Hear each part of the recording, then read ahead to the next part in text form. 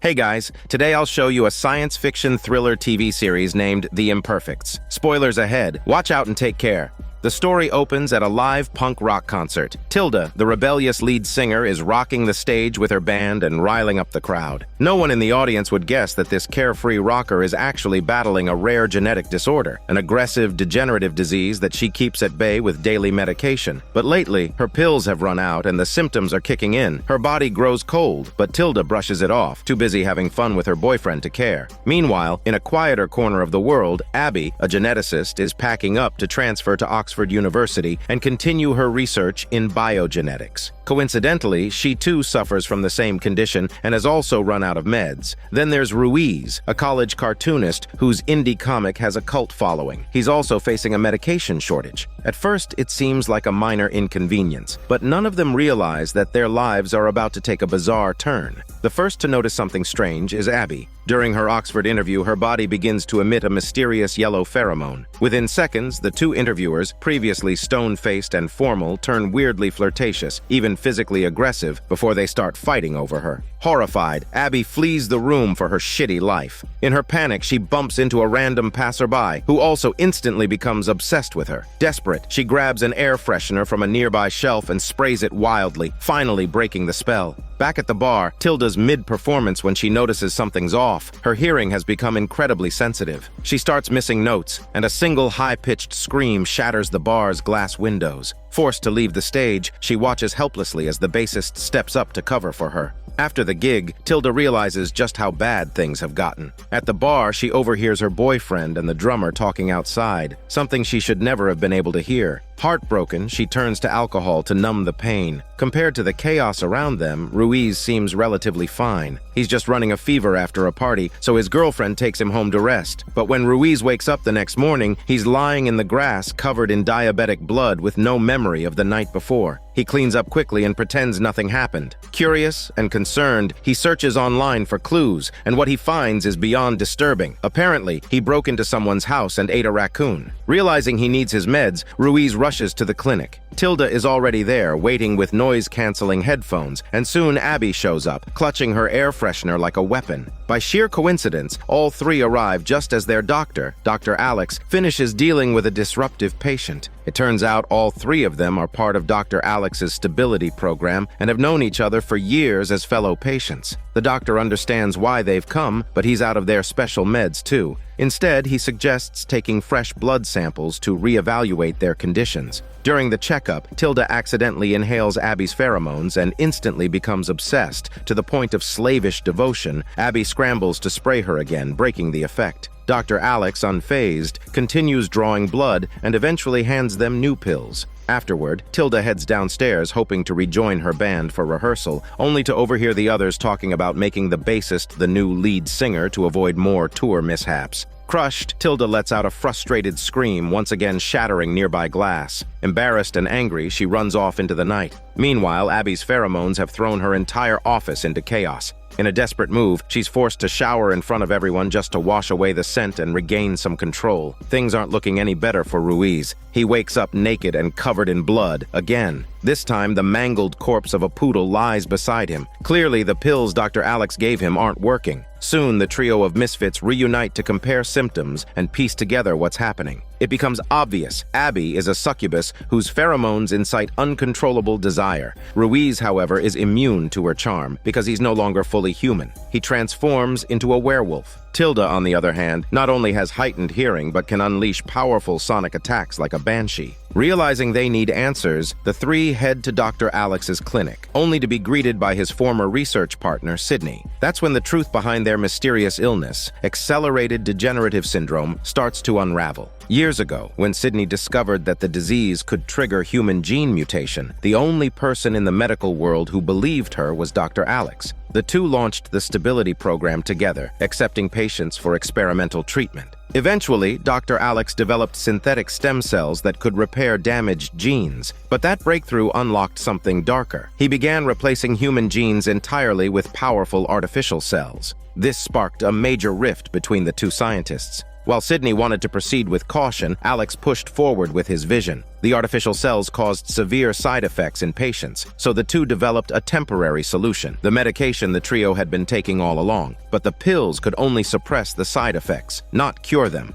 Earlier that morning, Alex had actually called Sydney to share his latest progress. Still bitter from their fallout, she hung up before he could say much. But curiosity got the better of her, and she made her way to the clinic, only to find him missing. That's when it clicks for Abby. Dr. Alex deliberately cut off their meds to see how the side effects would manifest. Sydney then reveals a secret she's been keeping. She has the syndrome too. It's the reason she's so determined to find a cure. Unaware of the full truth, the trio sets out to track down Alex. But just then, they're interrupted by a man they vaguely recognize, Doug, a stranger they'd crossed paths with before. Doug demands the synthetic cells from Abby and even tries to take them by force. Before things escalate, Ruiz transforms into a werewolf and drags Doug into another room. When Tilda and Abby rush in, they find Doug brutally disemboweled. Ruiz, now consumed by his wolf instincts, begins to turn on them. Sydney sneaks behind and sedates him just in time. When Ruiz regains consciousness, he's tied up in Sydney's home. Tilda unties him, seeing that he's back to normal. Ruiz is horrified to realize he's killed someone. But given their bizarre situation, calling the cops isn't an option. While tending to the body, Sydney notices something strange. Doug's organs are abnormally large, suggesting he too was one of Alex's test subjects, possibly one of the more perfect ones. Just as they're processing this, Doug suddenly comes back to life and grabs Tilda by her chick throat. Abby rushes in and stabs him again, freeing Tilda. But Doug's organs are still regenerating. He's been turned into an immortal. Before he can revive again, Tilda grabs a chainsaw. With no time to lose, she decapitates him. Ruiz and Abby hurriedly bury the unkillable man. While sorting through Doug's belongings, they find a camera filled with secretly taken photos. Among them is a woman named Hannah, another member of the stability program. Concerned for her safety, the group decides to track her down next. They split up to dig through old records for leads on Hannah. During this time, Tilda comes clean to her boyfriend about her powers, but the drama over replacing her as lead singer has driven a wedge between them, and the conversation ends in a fight. Meanwhile, Ruiz is catching heat from his girlfriend for disappearing overnight, especially since he's now obsessed with the Hannah mystery. Elsewhere, Sydney finally locates Hannah's file in the program archives, but just then, the lab lights flicker off and eerie footsteps echo in the darkness. A faceless figure with a hammer lunges at her, only for Sydney to wake up. It was all a wet nightmare, one caused by the new medication she's been developing to cure the side effects. Unfortunately, vivid wet nightmares are one of its own side effects. The trio, unaware of this, continue their frantic search for Alex and Hannah. With no leads, they decide their only option is to go back and dig deeper into Doug's past. Dead men tell no tales, but the group isn't ready to give up just yet. They dig up Doug's corpse and try piecing it back together. Miraculously, his body snaps back into place like a magnet finding its match, and Doug comes back to life, but he's in excruciating pain. It turns out, Doug had been duped by Dr. Alex into participating in a muscle enhancement trial. That trial left him with an immortal body, but the catch is that the pain from every injury he sustains never fades. He's been living in constant agony ever since. Now, Doug makes the group a deal. If Abby can give him a painless, permanent death, he'll tell them everything he knows about Hannah. Abby agrees, but wants to talk it over with the others first. While Sydney begins prepping the materials for Doug's final request, Abby and Ruiz head to Dr. Alex's old lab, hoping to find data on the stability program. But after searching high and low, they find nothing useful on his computer. Back at her place, Sydney prepares to test another batch of the new drug. Suddenly, the faceless figure with a sledgehammer returns, only for Sydney to jolt awake again. It turns out she's now sleepwalking under the influence of the medication she's developing. Hearing the commotion, Tilda rushes in to check on Sydney. When she asks about the plan for Doug, Sydney has a detailed response. To ensure he doesn't regenerate again, she plans to dismember the body and dissolve it in acid. What she doesn't know is that Tilda and Doug had actually bonded during a recent conversation. Moved by compassion, Tilda secretly lets him go. Unfortunately, her act of mercy backfires. Believing the group won't help him, Doug straps on explosives and blows himself to pieces, literally. His remains end up scattered everywhere, and it takes the group half a day just to clean up the mess. Worse yet, with Doug gone, their only lead dies with him. Seeing everyone discouraged, Sydney offers a pep talk to lift their spirits and get them back on track. Then Tilda gets an idea. Maybe her super hearing can uncover something they missed. The group returns to Alex's lab and, sure enough, Tilda quickly locates a hidden door. Inside the secret chamber, the trio finds jaw-dropping equipment and a massive iron cage. More importantly, they uncover detailed records of the stability program. They finally learn the truth about Hannah. According to the files, she now runs her own cafe. Abby volunteers to find her and talk one-on-one. During their chat, Hannah reveals that her immune system had violently rejected the artificial cells, and Dr. Alex had nearly killed her in the process. Although she no longer needs medication, her body's reaction to the cells made her a valuable subject. Alex believes that if he can figure out why she rejected the treatment, he could use that insight to improve the synthetic cells. He even called her a few days ago to ask for a blood sample, but she refused outright. Since Alex had hidden his number, Hannah couldn't give Abby a way to reach him. But the trip isn't a total loss. The team now realizes Alex is likely contacting other former program members, so they decide to track them down one by one. While scanning more files, Ruiz notices a folder labeled Imperfects. Curious, he opens it and discovers a shocking entry. Dr. Alex had once shot and killed a grotesque creature locked inside an iron cage. It's a sign that the mutations have become more serious and more dangerous. Just as the team begins chasing these new leads, a woman named Finch shows up at Hannah's cafe. She claims that if Hannah helps her, she can guarantee that Dr. Alex and his accomplices will face justice. Hannah agrees. The team decided to track down every member of the stability program to uncover Dr. Alex's whereabouts. Meanwhile, Hannah was roped into Finch's revenge plan against the rogue scientists. It doesn't take long before one of Alex's former colleagues ends up dead. Finch is clearly not bluffing. At the same time, Abby manages to get in touch with another former member. He says he's meeting with Alex in Portland tomorrow and invites the team to join. Abby, thrilled by the opportunity, agrees immediately, unaware that the man is actually a deranged scientist looking to lure them in for his own experiments. Ruiz, having received the news, packs his bags and gets ready to go. Interestingly, just the night before, he transformed in front of his girlfriend for the first time. Instead of freaking out, she was turned on. Apparently, she has a deeply buried monster kink coded into her DNA, leaving Ruiz thoroughly bewildered. Ignoring her boyfriend's objections, Tilda grabs the band's van and heads off to meet up with the others. Meanwhile, Sydney has prepared a special antidote to neutralize the pheromones for Abby. However, she's too busy researching the cure to join the group. To prevent Ruiz from transforming in the van, Tilda ties him up before they set off for Portland.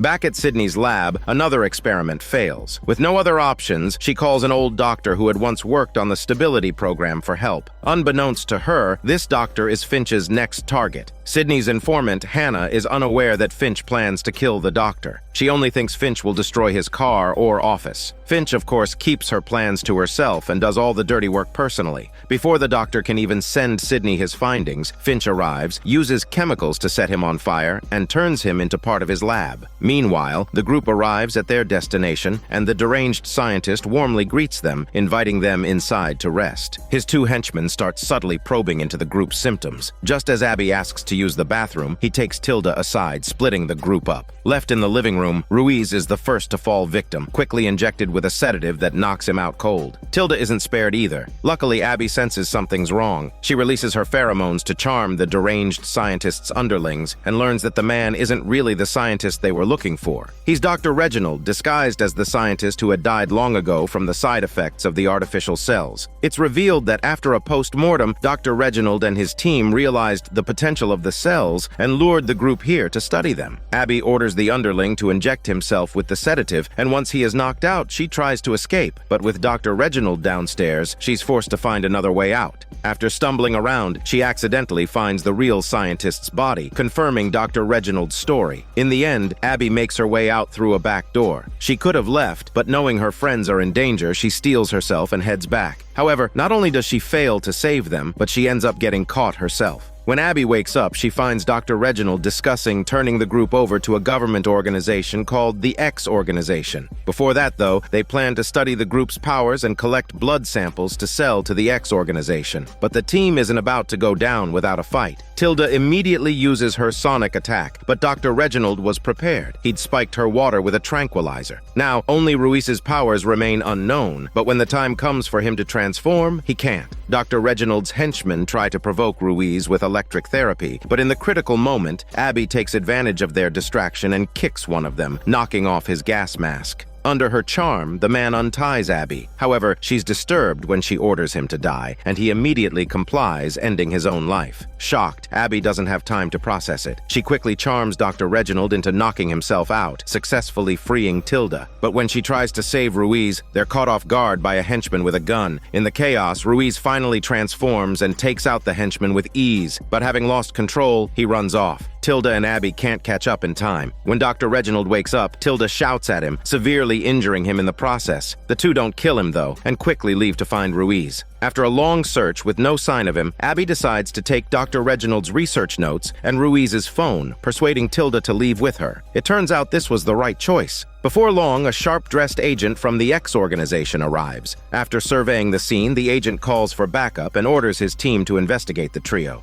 One of his men soon impersonates a police officer and visits Ruiz's girlfriend, but she has no clue about Ruiz's whereabouts. Meanwhile, Sydney, still unaware of her doctor friend's death, waits for him to get back to her with the findings. Suddenly, a mysterious man breaks into her house. When Abby and Tilda arrive, Tilda quickly detects the intruder. The man isn't hiding it. He confronts them directly. To their surprise, he withstands both Tilda's sonic attacks and Abby's pheromones, only sneezing in response. Thankfully, he's not hostile. He's also a former member of the stability program. As a child, he had a copper deficiency, but the artificial cells fixed it a little too well, making his body as hard as copper. Ever since the copper guy gained superpowers from the Fortis program, he has seen himself as a superhero, often helping out residents in his hometown. Meanwhile, transformed into a werewolf, Ruiz appears outside a little girl's window, scaring her so much she runs to get her father. The man catches a glimpse of the creature but quickly sends his daughter back to her room and grabs a baseball bat, following the trail of blood to the blood bank. Luckily, by the time he arrives, Ruiz has reverted to human form, and as it turns out, the man is actually Ruiz's older brother. The little girl is his niece. However, the two brothers have been estranged for years after a falling out. They haven't seen each other in a long time, and the older brother doesn't believe Ruiz ended up there because of a robbery. Knowing a quick explanation won't cut it, Ruiz asks to borrow a phone and calls his friends to let them know he's okay. Tilda happens to be holding Ruiz's phone, so he asks her to come pick him up. But just then, his brother's wife, who's a firefighter, gets injured during a rescue mission, and the brother has to rush to the hospital. Left with no choice, he asks Ruiz to look after his daughter. Wanting to make up for lost time with his niece, Ruiz agrees. While playing a monster hunting game with her, Ruiz stumbles upon a room filled with his old comic art. Only then does he realize his brother had been quietly supporting him all along. The memory of their past quarrel hits him hard, and Ruiz feels a deep sense of guilt. Back at the lab, Sydney becomes concerned that the copper guy's excessive copper levels could lead to toxicity, so she begins running tests. While waiting for the lab results, the guy starts wandering around, constantly chiming in and interrupting Sydney and Abby as they try to discuss the Portland incident. Frustrated, they call Tilda to take him off their hands. True to form, the copper guy doesn't tone it down. As Tilda escorts him out, he starts bragging about his heroic feats, claiming that his powers give him the courage to help others. But Tilda quickly shoots him down, saying that it doesn't take powers to do the right thing, just bravery. When it comes to snappy comebacks, the copper guy is no match for Tilda. After a few pointed remarks, he becomes enraged and storms out in a fit of powerless fury. Just as he bursts outside, he spots a suspicious figure lurking nearby. At the same time, Tilda, still holding Ruiz's phone, gets a call from his girlfriend. She's furious to learn Ruiz went to Portland with two other girls. Through her, Tilda finds out that the police are looking for Ruiz. Meanwhile, a fake police officer has tracked down Abby's mother as well. Before Tilda and Abby can come up with a plan, a real police officer shows up, this time looking for Sydney. Fortunately, he's only there to report the death of the old doctor.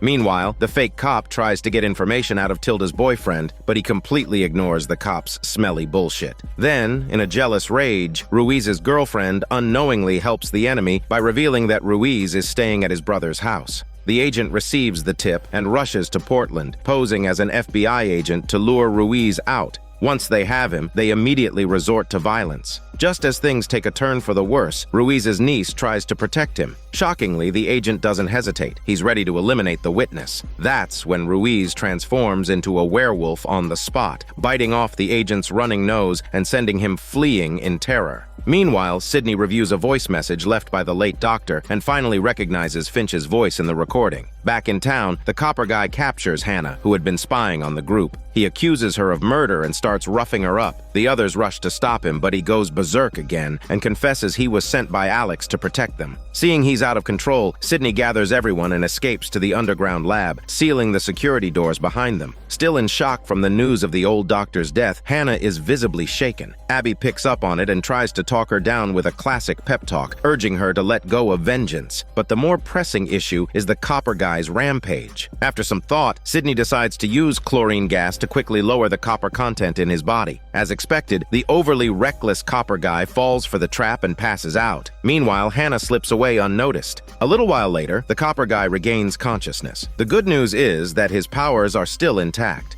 To help him manage his condition, Sydney prescribes medication to regulate his copper levels. Grateful, the guy hands over the phone he used to stay in touch with Dr. Alex. With that, the self-proclaimed superhero sets off to return to his hometown. Meanwhile, Ruiz's niece didn't tell her father about seeing Ruiz transform into a werewolf. Seeing how well Ruiz got along with his daughter, his brother felt genuinely moved, and the two siblings were finally able to reconcile. That night, Ruiz returned safely to Sydney's house, and the first to greet him was Tilda. After everything they'd been through together, hormone sparks had definitely started to fly between the two. But before they could practice a smelly hormone yoga session, Tilda's boyfriend called to apologize. His heartfelt words touched her, and she ended up forgiving him. Just as everything seemed to be falling into place for the crew, the agent who'd had his nose bitten off by Ruiz finally woke up. Humiliated and enraged, he vowed to get revenge on the group. Since the copper guy handed over the phone he'd been using to contact Alex, Tilda decided to try a bit of bait and trap strategy. Once they pinpointed Alex's location, she and Ruiz went to stake it out. Their relationship had become noticeably flirty by this point, so much so that they were placing bets on whether Alex would be carrying a gun. But their goofing around caused them to miss the chance to capture him. So when they got back, they were too embarrassed to tell the truth and claimed he had threatened them with a weapon. Fortunately, Sydney knows Alex well. Based on his past behavior, she guessed he would retreat to his beloved private island after finding out his colleague was killed. The island is remote and perfect for conducting mutant experiments. So Tilda and Ruiz set off again, while Abby went to question Hannah and try to get some answers. But Hannah wasn't buying into the act. Ironically, right after Abby left, Hannah received a new mission from Finch, but this time she had no intention of helping her kill again. After a lot of soul-searching, she came clean to Sydney and Abby, confessing everything she'd done with Finch. Shocked but composed, Sydney immediately called the police to report what she knew, but after some convincing from Abby, she withheld Hannah's name as an accomplice. Unfortunately, the police turned up no trace of Finch. To prove she was telling the truth, Hannah tried calling Finch, but the ringtone echoed from inside the house. That could only mean one thing: Finch had already broken in. Terrified, the three women began to search the house.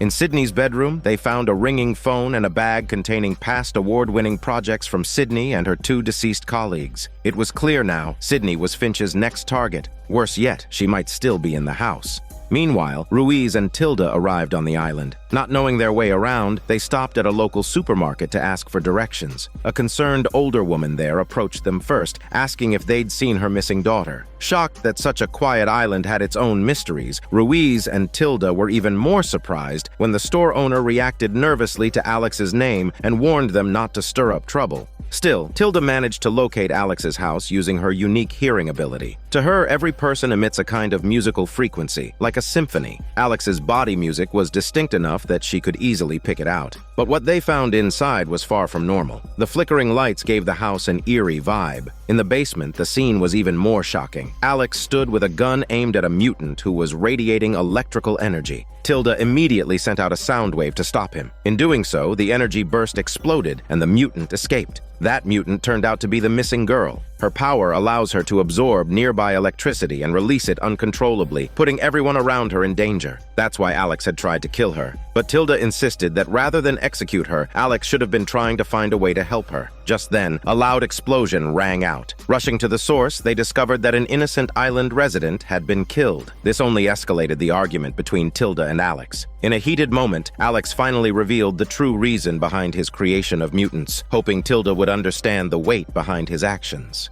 To Alex, the emergence of accelerated degeneration syndrome was a sign that human genes were deteriorating due to rapid environmental changes. He believed the only way to survive this crisis was to force humanity to evolve through artificial artificial cells. As he passionately explained his theory, angry villagers arrived, accusing him of causing the village girl's disappearance and the deaths of several residents. But Tilda, having sensed this coming, had already pulled Ruiz aside. They silently watched as the villagers took Alex away. Ruiz wanted to intervene, but Tilda led him in the opposite direction. As it turned out, Tilda had heard the villagers gathering and had also picked up on the mutated girl's location. She deliberately stalled to buy time, allowing the villagers to capture Alex. If they could calm the mutated girl down, they could prove Alex's innocence. Unfortunately, the girl wouldn't listen. Instead, she ran to the power plant and put on a full display of her powers. Seeing this, Ruiz and Tilda quickly came up with a plan. Tilda used her sonic waves to destroy the generator, and Ruiz went in to bring the mutated girl out.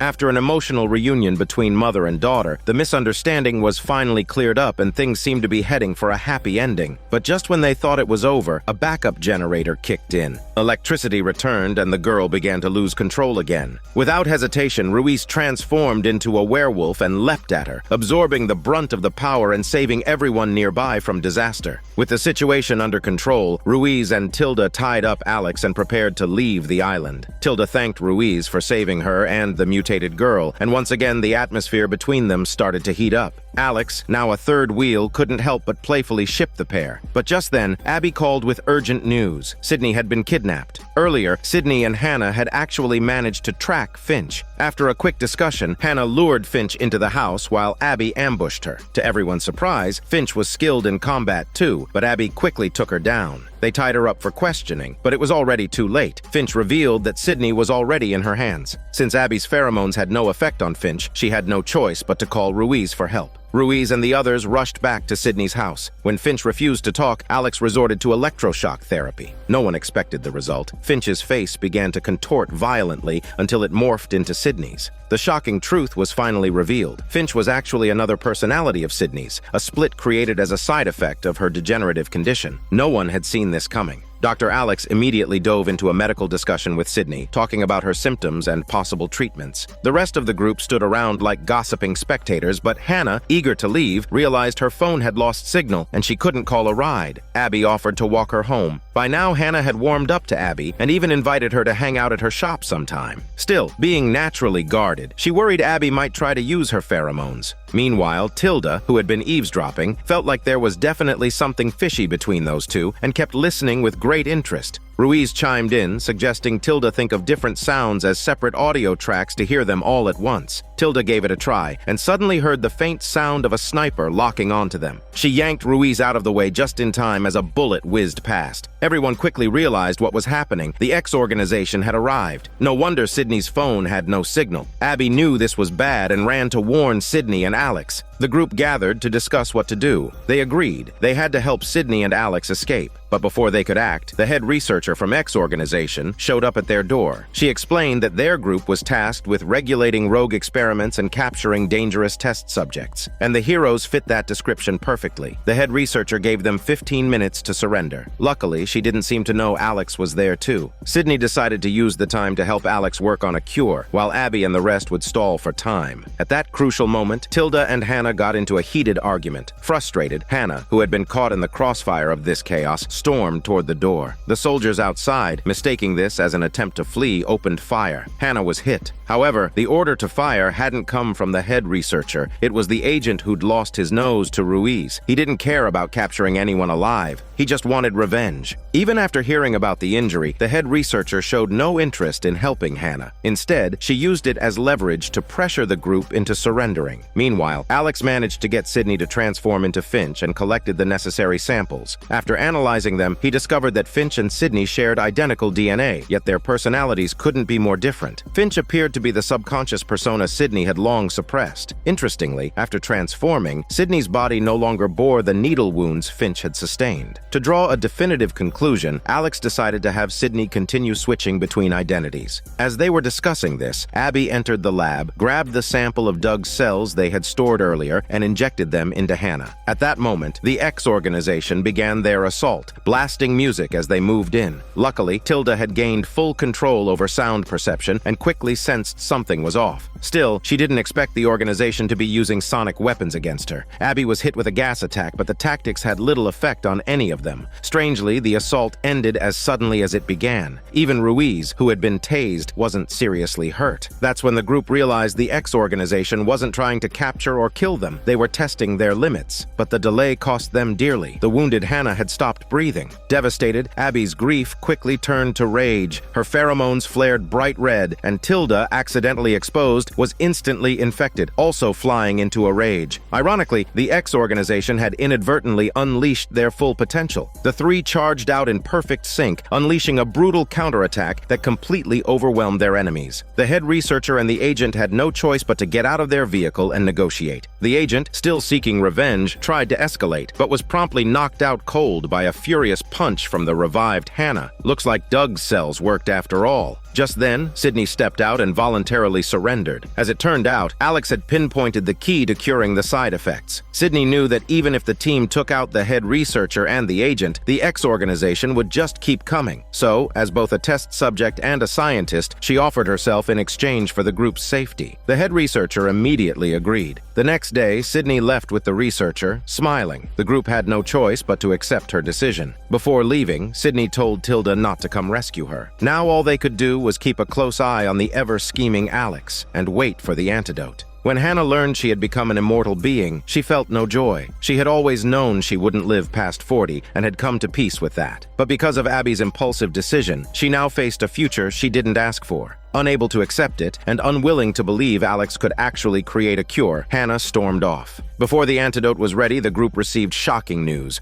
Another werewolf attack had made headlines. A young couple had been attacked late at night. The boy was killed on the spot while the girl miraculously survived. Since werewolf Ruiz hadn't gone out the previous night, he was cleared of suspicion. The trio drove to the crime scene, and claw marks on the walls confirmed it was indeed a monster. Coincidentally, Ruiz's girlfriend happened to be nearby. Overwhelmed with relief, he quickly brought her home. Tilda, feeling a little jealous, slipped away to find her own boyfriend. That left Abby alone, so she headed to the hospital to check on the surviving victim. Though alive, the victim was poisoned and unable to speak. Abby sensed something was off and returned to ask Alex for help, but he refused. Left with no other option, Abby decided to investigate on her own. Meanwhile, Ruiz's girlfriend discovered he planned to take the antidote and eliminate the werewolf within him. They got into a huge fight and ended things on a sour note. Unfortunately, while wandering off upset, Ruiz's girlfriend ran straight into the monster. At the last second, Ruiz transformed into a werewolf and fought the creature, but one swipe of its claw knocked him unconscious. When he woke up, he found himself in a lab. Alex explained that Ruiz's girlfriend had safely left the country to lay low. The monster's claws carried a neurotoxin, which had caused Ruiz's hallucinations. Thankfully, his artificial cells metabolized the poison, so he was now out of danger. Before they could talk further, Tilda's chicken scream rang out. It was her boyfriend. He'd been attacked by the monster. Tilda was devastated. Her heartbreak quickly turned to rage. Fueled by vengeance, she and Abby extracted the venom from his wound, swearing to identify the monster and rip it to shreds. But the test results shocked everyone. The monster wasn't one of Alex's test subjects. It was Dr. Reginald, who they had thought was long dead.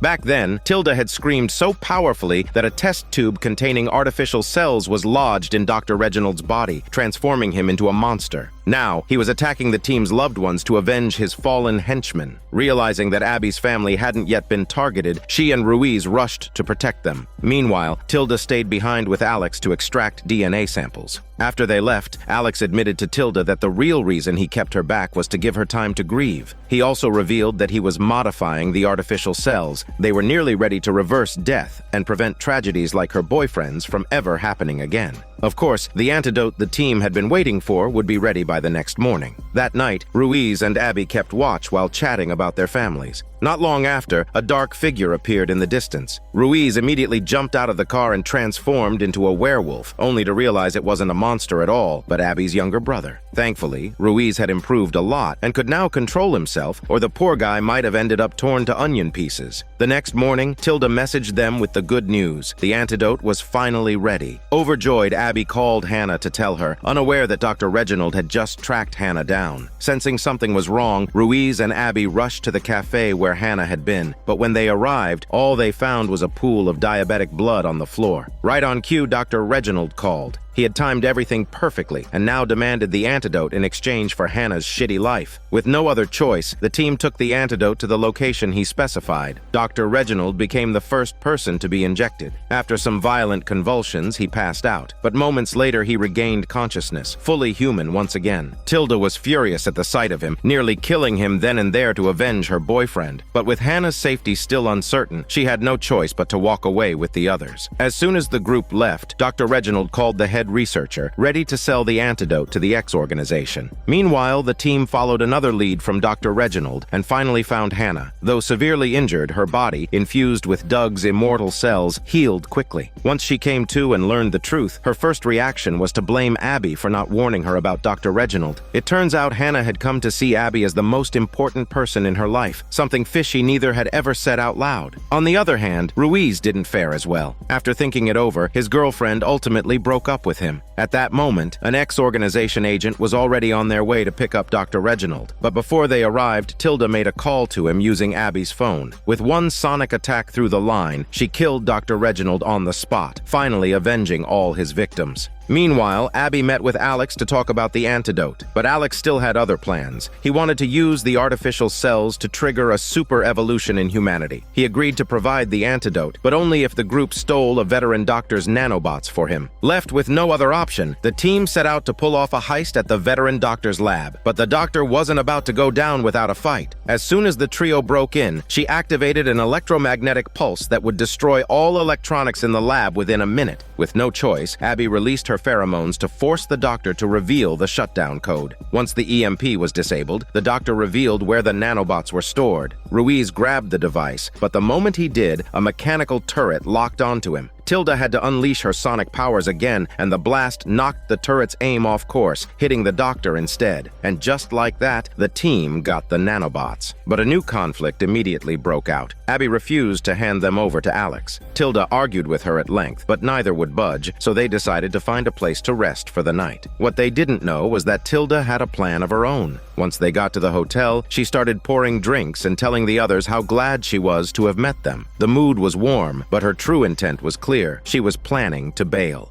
At dawn, Ruiz woke up with a pounding hangover and saw the note Tilda had left behind. His heart sank. Sure enough, Alex was already in her car. Helpless, Ruiz could only watch as they drove off with the nanobots. When he woke Abby up and they pieced it all together, they finally realized Tilda had been the one who secretly killed Dr. Reginald. But they didn't waste any time. Ruiz and Abby jumped into a car and chased after Tilda and Alex, unaware that the nanobots had already activated inside the vehicle. Halfway through the drive, their car suddenly spun out of control and turned back toward the veteran doctor's lab. That's when they realized the nanobots were controlling the car. The brakes wouldn't work, the engine wouldn't shut off. Everything was hijacked. When they finally arrived at the veteran doctor's house, the robot casually climbed out of the car on its own and made its way toward the lab. Since their vehicle had been wrecked, Ruiz and Abby had no choice but to head inside and borrow the keys to the late doctor's car. But to their shock, the veteran doctor's eyes suddenly lit up, and then she moved. The two stared in disbelief as she stood and ignored them completely, focusing only on retrieving the robot. That's when it hit Abby. The robot had possessed her body. It turned out the doctor had installed an electromagnetic pulse system to stop these robots from escaping in case something went wrong. But now, the robot, controlling her body, was trying to shut it down. Ruiz rushed in to stop her, but before he could do much, the robot leapt into his stinky mouth and took over his body too. Luckily, Abby managed to enter the password just in time to trigger the EMP. Though the robot began taking control of her as well, the pulse detonated before it could escape, stopping everything cold. Both Ruiz and Abby were saved by the skin of their teeth. Shaken but alive, Abby realized something horrifying. If Alex combined these robots with his artificial cells, he could create a monstrous army unlike anything they'd ever seen. With their phones fried by the EMP, she and Ruiz headed straight for Sydney's house. Just then, they got a call. Sydney had escaped. It turns out, after being taken to the X organization's base, Sydney wasn't tortured or mistreated. Instead, the head researcher demanded that she prove the value of artificial cells, meaning Sydney had to develop the antidote herself. It wasn't too hard for someone of her intellect, but Finch, the alter ego lurking in her subconscious, kept sabotaging her work, slowing her down. Throughout this time, Sydney kept having her usual nightmares, and the mysterious, faceless figure returned once more. But this time, Sydney wasn't afraid. She remembered dreaming once that she had become the faceless one, and suddenly realized the figure was Finch, a projection of her repressed psyche. Once confronted, Finch dropped the act and revealed her true form. After this emotional breakthrough, Sydney found she could now hear Finch's voice clearly. Deep down, she had always known the head researcher wouldn't let her go, which is why Finch had kept interfering with the experiments. But the head researcher wasn't stupid either. After retrieving Dr. Reginald's body and a sample of the antidote, she no longer needed Sydney as a scientist. She became a lab rat, a subject for his research. But fortunately, Sydney had learned to switch between her personalities at will, transforming into Finch in the blink of an eye. As for the head researcher, the genius of X organization, she had already created her own version of the antidote. During a casual conversation, the head researcher let something slip. She wasn't in a rush to catch Alex. In fact, she was waiting for Alex to publicly release the formula, clearly hoping to piggyback off his success. That tiny misstep cost him dearly. However, Sydney's wrists were slimmer than Finch's, so the restraints didn't hold. Finch knocked the head researcher out cold, and Sydney made her escape. But when she got outside, she discovered something worse. The X organization base was offshore. Escape just got a lot harder, and the alarms had already started blaring. Thinking fast, Sydney transformed into Finch and took out a guard. She then overheard the head researcher telling her team to pack up and evacuate. Seizing the chance, she snuck back into the lab to force her to reveal the truth. But right at the critical moment, Finch tried to take over and finish the head researcher off herself. The head researcher took advantage of the distraction, jabbed Sydney with a syringe, and made her escape.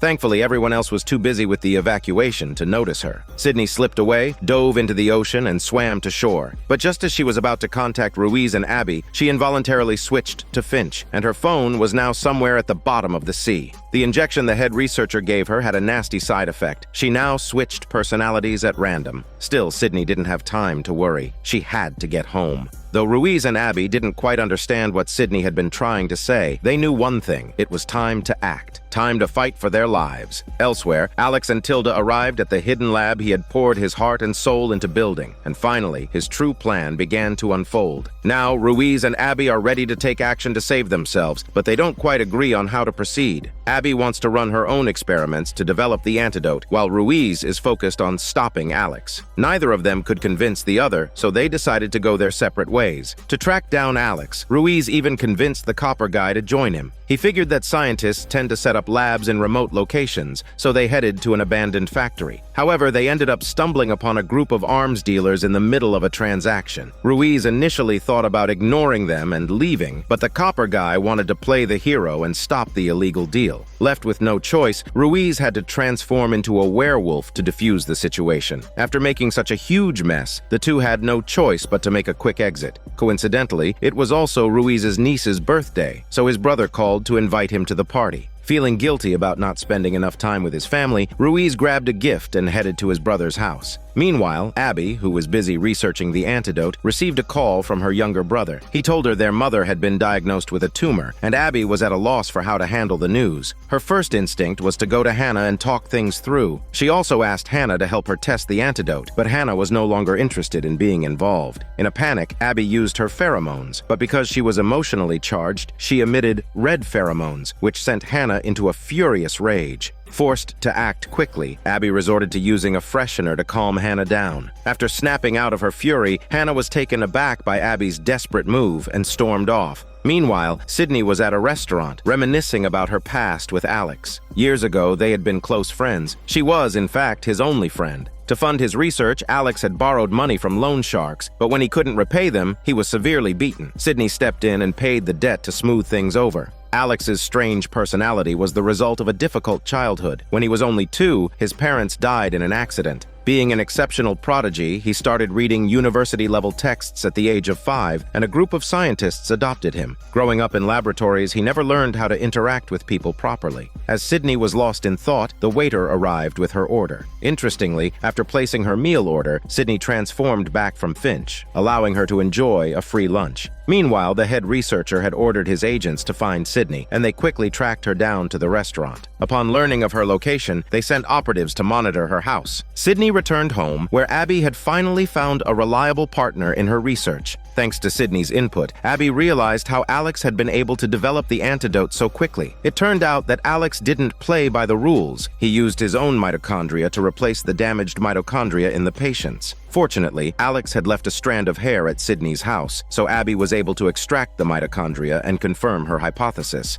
As expected, this was the case, but there was a setback. In her impatience, Finch had shattered the only sample of the antidote. Now they had no choice but to find Alex. To make matters worse, Abby had sent a message to Ruiz, causing him to curse loudly in front of everyone. Ruiz's brother overheard and tried to comfort him, but just then, Tilda called. It turned out that after some reflection, Tilda finally realized there was something off about the nanobots. However, Alex stubbornly insisted that everything was fine. Tilda had already become adept at detecting lies by listening to changes in his heartbeat, and when she heard the accelerated rhythm, she knew he was lying. Angry at being deceived, she called to confirm the danger of the nanobots. But even then, she refused to give up her location and hung up the phone. As Ruiz was about to return to the party, an ex-organization agent disguised as a clown suddenly appeared and demanded to know Sydney's whereabouts. The situation quickly took a turn for the worse. Ruiz transformed on the spot and killed the agent. Afterward, he hurriedly disposed of the body, preparing to meet Abby. Ruiz's brother was disappointed when he saw what had happened, but Ruiz had no choice. He left, meeting up with Abby afterward. The two apologized to each other and cleared the air. Just then, while on the phone, Ruiz overheard the sound of traffic near Tilda's location and realized that Alex's secret lab was by the bridge. They immediately set off. Meanwhile, Tilda, trying to confirm Ruiz's story, poured the robot into a jar filled with dead rats. Watching the mechanical rat, she finally understood that Ruiz hadn't been lying. However, Alex remained unmoved, claiming that he could fix the issue. Unable to tolerate it any longer, Tilda confronted him, and Alex had no choice but to pull out his gun. Tilda wasn't afraid. She used a sound wave to destroy the nanobot.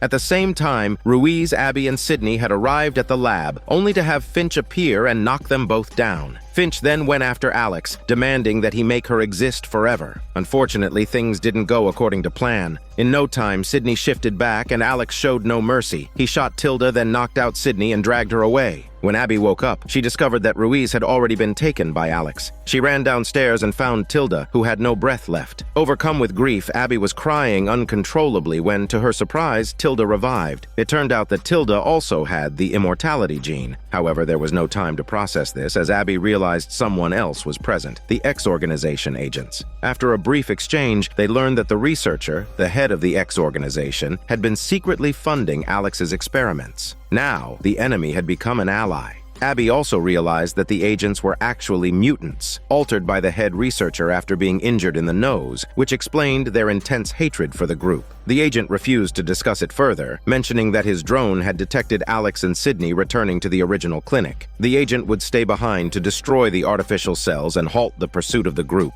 Tilda and Abby needed to go to the clinic to stop Alex. The head researcher thought the agent was dead and ordered the elimination of Alex and Sydney. Tilda and Abby went to Hannah to get a ride, and Abby took the opportunity to apologize. The two finally reconciled. Meanwhile, Alex had injected Ruiz with a serum, planning to make him a permanent werewolf. Sydney, constantly shifting, was beginning to show physical abnormalities, and her condition was worsening. Finch, however, was unconcerned, focusing solely on absorbing Sydney's personality. Alex deliberately provoked Ruiz with Tilda, hoping to push him into completing his transformation. At the crucial moment, Tilda and Abby arrived. With her sound wave, breaking down the door wasn't a problem, though to be fair, it wasn't even locked. They stormed into the lab and Tilda immediately knocked Alex unconscious, but they were too late. Ruiz had completed his transformation, though he quickly reverted to human form. Finch, frustrated by the failure, grew impatient, but it was too late. Alex couldn't escape retribution. Everything seemed to work out in the end. After all the struggles, Tilda and Ruiz found happiness, and Sydney returned to her old self. The agents received the news and quickly arrived to conduct the final interrogation of Alex. With the help of Tilda and Abby, the truth was finally revealed. It turned out that the head researcher had been secretly funding a group of mad scientists to carry out illegal experiments, using this strategy to maintain her position and expand the influence of the X-Organization. However, Alex continued to insist that his research funding came from a research institute with no ties to him. Little did he know this research institute was actually a shell company created by the head researcher. Alex, always so arrogant, had been completely in the dark. With Alex's arrest, the head researcher was also suspended and brought in for questioning. Once everything settled, Sydney developed the antidote, allowing Abby and Ruiz to return to their human forms. Freed from Finch's influence, Sydney was finally able to get a good night's sleep. As for Tilda, she had already expressed her desire not to return to her original self, so after Alex's arrest, she quietly disappeared. Time passed, and 3 months later, Tilda became a vigilante, helping patients with rapidly degenerating conditions by protecting them from troublemakers and advising them to contact Dr. Sydney for the antidote. Ruiz continued his comic book career, even incorporating Tilda into his work. He would occasionally sneak over to his brother's house to tell stories to his niece when his brother wasn't around. Abby, on the other hand, was still tracking down the mechanical rats left behind and soon moved in with Hannah, entering into a romantic relationship with her. Meanwhile, Sydney took over the head researcher's role as the new head of the X organization. One day, she had the agents bring Alex in for a private meeting. It turned out that the head researcher had discovered that the artificial cells were causing an outbreak of mutants. He had given the cells to the scientists he funded,